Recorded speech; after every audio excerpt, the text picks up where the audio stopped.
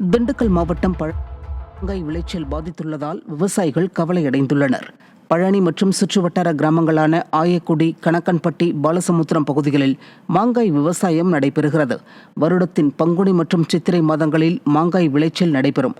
ஆனால் தற்போது பழனி பகுதியில் வெயிலின் தாக்கம் கடுமையாக உள்ளதால் மரங்களிலேயே காய்கள் பழுத்து உதிர்ந்து விடுவதாக விவசாயிகள் கவலை தெரிவித்திருக்கின்றனர்.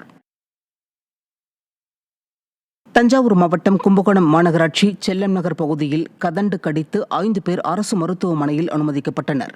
அப்பகுதியில் உள்ள வேப்ப மரத்தில் கதண்டு கூடு கட்டியுள்ளது. அதனை அப்புறப்படுத்த மாநகராட்சியிடம் பலமுறை கோரிக்கை வைத்தும் இதுவரை எந்தவித நடவடிக்கையும் மேற்கொள்ளப்படவில்லை என பொதுமக்கள் குற்றம் சாட்டுகின்றனர். இந்நிலையில் கதண்டு கடித்து பாதிக்கப்பட்ட 5 பேரில் 2 அரசு மருத்துவமனையில் சிகிச்சை முடிந்து வீடு திரும்பினர். இந்த சம்பவத்திற்கு பிறகாவது அதனை அப்புறப்படுத்த நடவடிக்கை மேற்கொள்ள வேண்டுமென மக்கள் கோரிக்கை விடுத்திருக்கின்றனர். அரியலூரில் தனியார் பள்ளி வேன் சாலையோர பள்ளத்தில் கவிழ்ந்த விபத்தில் 5 பள்ளி குழந்தைகள் படுகாயமடைந்தனர். ஜெயங்கொண்டம் அருகே வெண்மான்கொண்டான் பகுதியில் சென்று கொண்டிருந்த தனியார் பள்ளி வேன் சாலையோர பள்ளத்தில் கவிழ்ந்து விபத்திற்குள்ளானது. இதில் படுகாயமடைந்த 5 குழந்தைகள் ஜெயங்கொண்டம் அரசு மருத்துவமனையில் அனுமதிக்கப்பட்டுள்ளனர். விபத்து தொடர்பாக உடையார்பாளையம் போலீசார் வழக்கு பதிவு செய்து விசாரித்து வருகின்றனர். சேலத்தில் மாம்பழங்களின் உற்பத்தி குறைவு காரணமாக அதன் விலை உயர்ந்துள்ளது. பருவநிலை மாற்றம் மற்றும் போதிய மழையின்மை காரணமாக நடப்பாண்டு செந்தூரா, மல்கோவா, பெங்களூரா, இமாம் பசந்த் உள்ளிட்ட ரக மாம்பழங்களின் உற்பத்தி கடுமையாக பாதிக்கப்பட்டுள்ளது. சந்தைக்கு போதிய வரத்து இல்லாததால் மாம்பழங்களின் விலை உயர்ந்துள்ளதாக வியாபாரிகள் தெரிவித்திருக்கின்றனர். திருப்பூரில் ஊழல் செய்த வட்டார வளர்ச்சி அலுவலர்களுக்கு பாராட்டு விழா நடத்தி விவசாயிகள் நூதன போராட்டத்தில் ஈடுபட்டனர்.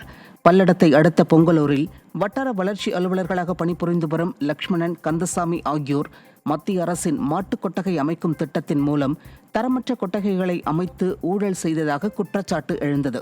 இந்த நிலையில் ஊழலில் ஈடுபட்ட அதிகாரிகள் மீது நடவடிக்கை எடுக்க கோரி விவசாயிகள் மேளதாளங்கள் முழங்க சீர்வரிசை எடுத்துச் சென்று பாராட்டு விழா நடத்தி நூதன போராட்டத்தில் ஈடுபட்டனர்.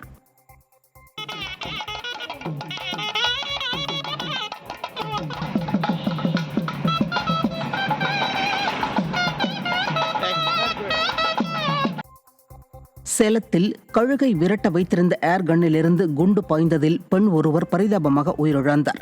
சங்ககிரி அருகே வேங்கிப்பாளையம் பகுதியில் கோழி குஞ்சுகளை தூக்க வரும் கழுகை விரட்டுவதற்காக வைக்கப்பட்டிருந்த ஏர் கன்னின் ட்ரிக்கரை 4 வயது சிறுவன் அழுத்தியுள்ளான். அப்போது துப்பாக்கியிலிருந்து வெளியேறிய குண்டு தமிழரசி வயிற்றில் பாய்ந்து ஈரோடு அரசு மருத்துவமனையில் சிகிச்சை பலனின்றி உயிரிழந்தார். இதுகுறித்து வழக்கு பதிவு செய்த போலீசார் துப்பாக்கி வைத்திருந்த தமிழரசியின் அண்ணன்கள் 2 கைது செய்தனர். நீலகிரி மாவட்டம் உதகையில் பாதுகாப்பற்ற முறையில் கோழி இறைச்சி கழிவுகள் கொண்டு செல்லப்படுவதாக குற்றச்சாட்டு எழுந்துள்ளது. இறைச்சி கடைகளில் சேகரிக்கப்படும் கழிவுகள் சிறிய ரக சரக்கு வாகனங்களில் மூடப்படாமல் திறந்த வெளியில் கொண்டு செல்லப்படுகின்றன.